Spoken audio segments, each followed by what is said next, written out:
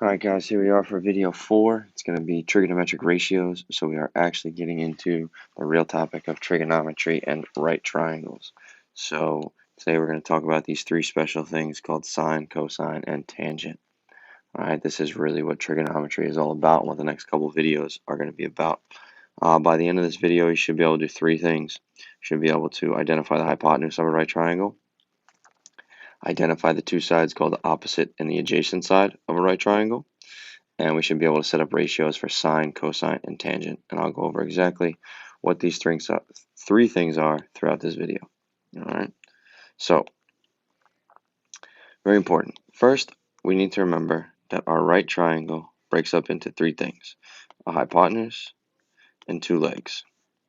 Okay. The hypotenuse will always be the hypotenuse, and the two legs will be either the opposite or the adjacent, depending on the angle. All right. So over here, right, according to angle A. So we got everything focused on angle A. The first thing that I like to start with is the hypotenuse because it's the same in every right triangle. It is always across from the right angle. So if B is the right angle, that means this side has to be my hypotenuse. Right? Now, for the opposite and the adjacent, we have two legs. One of them is going to be the opposite, and one of them is going to be the adjacent. And that all depends on the angle that we're using as our reference point. So if angle A is here, I want to use the opposite is going to be the side or the two letters that does not involve angle A. This will be my opposite side of angle A. And then my last word is my adjacent is now, I don't really have a choice. There's only one side left. This has to be my adjacent side. So this is how we label the three sides of a right triangle based on a given reference angle. Now these things would all change if I had angle C as my point of view. So then they would kind of change around based on what happened. All right. So the next example says according to this little symbol here, it's called theta. Okay, I'm going to put this in the triangle. It just stands for an angle. So if we were talking here, and this was my reference angle, again, I would start with my hypotenuse because I think that's the easiest and most important. So here's my right angle, which makes my hypotenuse 13. I also know that 13 is the hypotenuse because it is the largest side. And then again, based on this angle B and this theta, this side is totally across from it. It's not touching it, so it has to be the opposite. And the 5 is the adjacent side because it is next to, that's what adjacent means, next to the angle that we are using as our reference point.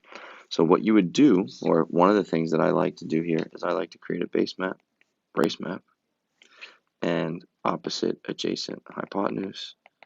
And what I like to do is just fill in the values because this is going to help us later on when we start to set up the different ratios that we're talking about.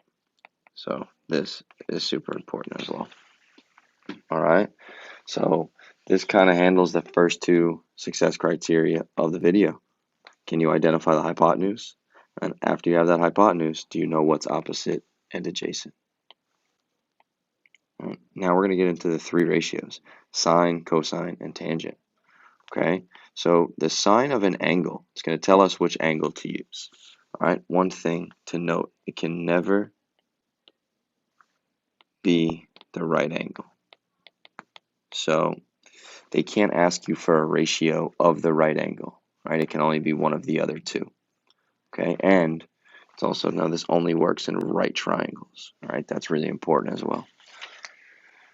So the sine function, okay, the sine of angle A is always going to be a fraction.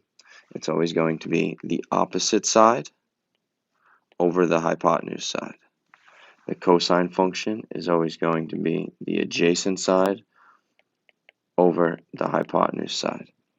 And the tangent function is always going to be the opposite side over the adjacent side. All right. Now, these are really, really important to remember. You're going to hear an acronym that I'm going to say a lot that's going to help us remember this. I'm going to write it here on the bottom before we get started with our two examples here on how to use these functions. but this is something that really needs to be memorized. So the way that we memorize it, okay, is we use this acronym, okay? It's called SOHCAHTOA, sine, opposite over hypotenuse, so, C-A-H-K, and TOA, T-O-A. So this is the way that I can remember this. Sine is the opposite side over the hypotenuse side, cosine is the adjacent side over the hypotenuse side, and tangent is the opposite side over the adjacent side. All right, now, how does this all work? Well, that's what these two examples are for here. So the question says, find the sine of t, the cosine of t, and the tangent of t. So that means t is going to be our reference angle. So if t is the angle that we're talking about, again, I personally always like to start with the hypotenuse. So 25 is my hypotenuse. The number that's opposite angle t, or the two letters that don't touch angle t, is 7. So that's my opposite. And that leaves 24 has to be my adjacent. Right? If you like the idea of the brace map and you don't like to label up the picture, we could say angle T, and we can set up O, A, and H, and we can label them. So my opposite is 7, my adjacent is 24, my hypotenuse is 25. All right, now, this is what we did in the last example. So now that we have everything set up, we have to write these three ratios out.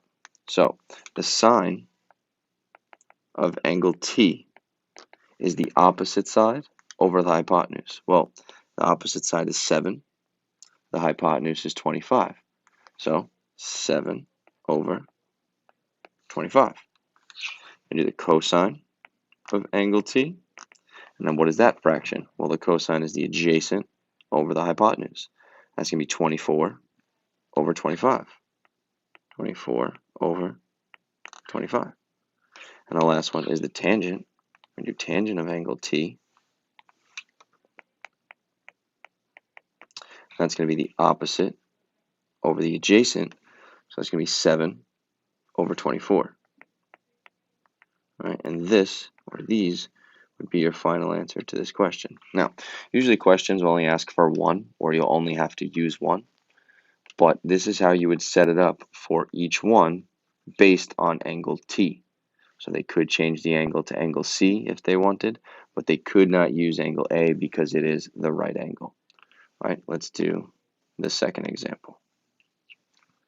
So the second example says find sine, cosine, and tangent of T. Well, angle T now is in a different spot. So we have to take that into account. But always remember, our hypotenuse doesn't change. It's always across from the right angle. Now, if angle T is over here, then I want to pick the side that's totally opposite from it. So 8 is my opposite, and 6 is my adjacent. All right. Now again, if you want, you could use the brace map. And because T has a value, I like to use it. 53.1 is my angle T. I have my O, my A, and my H. 8, 6, and 10. Now, if it has a value like this, we can put that in the sine function in place of t. So instead of writing sine of t, we can write sine of 53.1, right? Or if there's a different variable or a different letter, that'll work.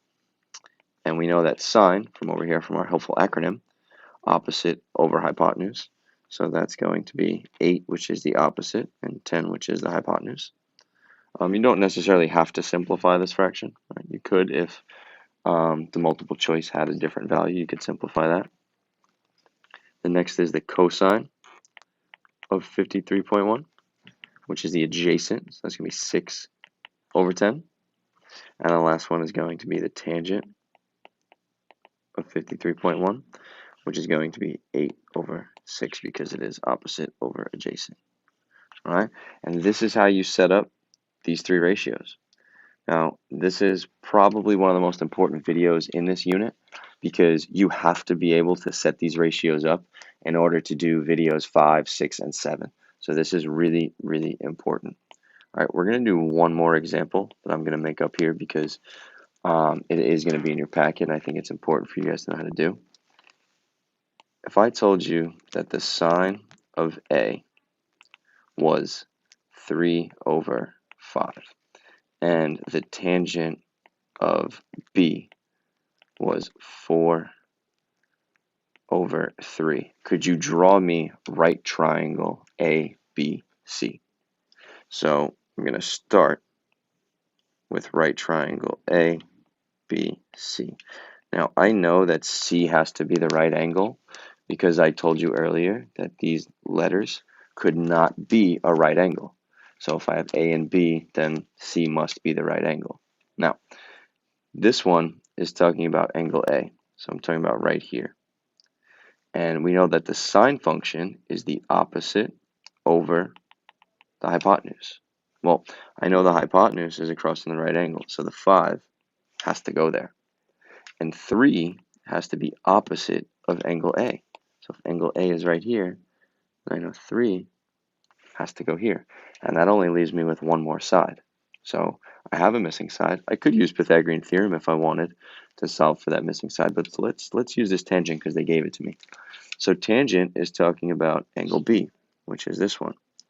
And we know that the tangent function stands for opposite over hypotenuse.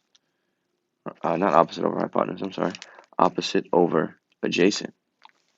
So if this is my angle B down here, then my opposite side has to be A to C, which makes it 4.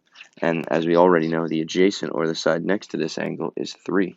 So this would be my final answer in a drawing, because I can use these ratios now to work backwards to make up a triangle. All right? Now, that's the end of this one. All right? There should be a lot of new vocabulary words in this one you guys haven't seen before. All right, try to give yourself a quick summary and 1 or 2 questions about the video itself. All right? Work through the packet. There is a mastery check at the end of this video. All right. And again, always reference back to these 3 things. Can you do these 3 things by the end of this video? All right. So I'll see you when you're ready for the mastery check and for video 5.